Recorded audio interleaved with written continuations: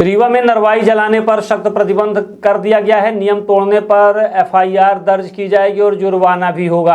आपको बता दें कि रीवा जिले में फसल कटाई के बाद खेतों में नरवाई जलाने की बढ़ती घटनाओं को देखते हुए कृषि विभाग ने सख्त रुख अपनाया है।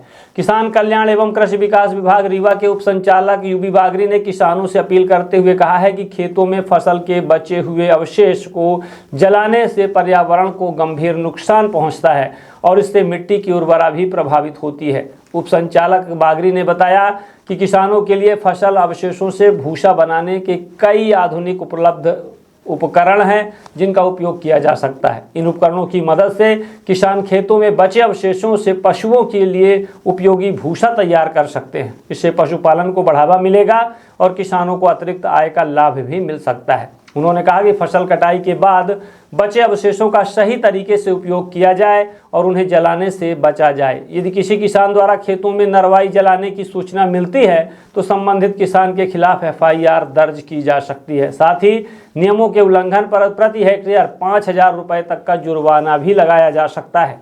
कृषि विभाग ने किसानों से सहयोग की अपील करते हुए कहा है कि पर्यावरण संरक्षण और भूमि की उर्वरता बनाए रखने के लिए नरवाई जलाने के बजाय उसके वैकल्पिक उपयोग का अपनाया जाए।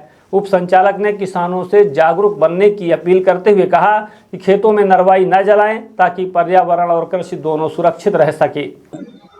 नरवाई के लिए रीवा जिले के किसानों से मैं विनम्र अनुरोध करना चाहता हूँ कि नरवाई बिल्कुल न जलाएं, क्योंकि नरवाई के जलाने से जो उसके दुष्परिणाम हैं वो बिल्कुल प्रत्यक्ष रूप में अभी आज अप्रत्यक्ष दिख रहा है, लेकिन कल आने वाले समय प्रत्यक्ष रूप से दिखने लगेगी।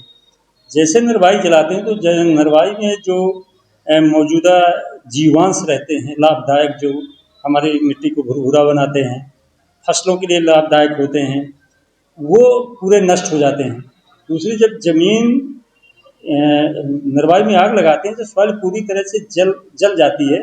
एक कण मृदा हजारों वर्ष में मिट्टी का निर्माण होता है और उसको हम मिनटों में ख़त्म कर देते हैं। दूसरी बात, नरवाई जलाने से एक तो पर्यावरण प्रदूषण होता ही है, जिसपे हम आप सब भुक्तभोगी हैं और उसके दुष्परिणाम बीमारियों के रूप में हमको मिलते हैं। तो नरवाई ना जलाएं, बार बार विनम्र अनुरोध करते हैं। गांव गांव हम लोग जा रहे हैं, चौपाल लगा रहे हैं, किसानों को समझा रहे हैं कि नरवाई न जलाएं। दूसरी बात, अब नरवाई न जलाने के नरवाई जलाई जाती थी, उसके कोई विकल्प नहीं था किसानों के पास कि इसको हटाएं कैसे। अब तो स्टर रीपर आ गए हैं, भूसा बनाने मशीन आ गई है और भूसा भी आज के 1,000 रुपये कुंटल वर्तमान में चल रहा है। तो हमारे पशुओं के लिए भूसा चारा हो गया, गौशाला में दे सकते हैं, दान दे सकते हैं, खरीदी करेंगे तो वहाँ पैसा मिलेगा। दूसरी बात, जो भूसा बनाने वाले लोग हैं जिनके पास ट्रैक्टर और वो मशीन है स्टर रीपर, वो लगभग 1 एकड़ में चार्ज लेते हैं 2,500 रुपये एक ट्रॉली बनाने का। अब वही भूसा जो हम 2,500 में बना लें, वही भूसा हमारा कल आने वाले दिन में आवश्यकता अनुसार वो 4,000 रुपये भी बिकता है। तो एक तो किसान यदि उसको आवश्यकता है तो बिल्कुल पशुओं के लिए रखे और आवश्यकता नहीं तो स्टोर करें, बिल्कुल बिकता है भूसा। लोग गांव गांव से ले आते हैं, ट्रक जाते हैं, इकट्ठा करके रखें और बेच दें अपने। तो एक तरह से एक्स्ट्रा इनकम भी मिल सकती है भूसे के रूप में। और जो ज़मीन को हम अपने माँ को बचा रहे हैं, उससे बड़ा योगदान तो मैं नहीं समझता कि इससे बड़ा कोई योगदान हो कि जिसपे नरवाई न जलाने के लिए लोग अभियान में सामने आएँ और सपोर्ट करें।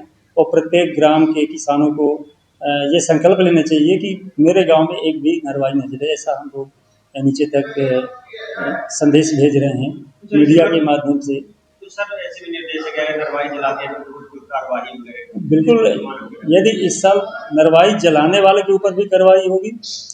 जिस खेत में नरवाई जली उसके विरुद्ध कार्रवाई। नरवाई, सपोज दैट कि आपका खेत है, किसी ने नरवाई में आग लगा दी तो खेत तो आपका है, आपको वो कचरा छोड़ने नहीं चाहिए कि कोई आदमी लगा दे। उसके पहले आप उसका प्रबंधन कर लें, भूसा बना लें, ताकि वो स्थिति न आए कि कोई भी आपका आग लगाए। यदि आग लगाएगी तो निश्चित रूप से आपके पास नोटिस जाएगी, एफआईआर होगी और 5,000 रुपये जुर्माना भी होगा। यदि 5,000 के ऊपर आपकी ज़मीन है तो उस पर जो प्रक्रिया में है वो पूरी प्रक्रिया करते हुए हम प्रशासन जो है आपके ऊपर कार्रवाई भी करेगा, दंड भी लगाएगी। तो इससे बचने के लिए आप बेहतर है कि नरवाई का प्रबंधन करें और इस राष्ट्र हित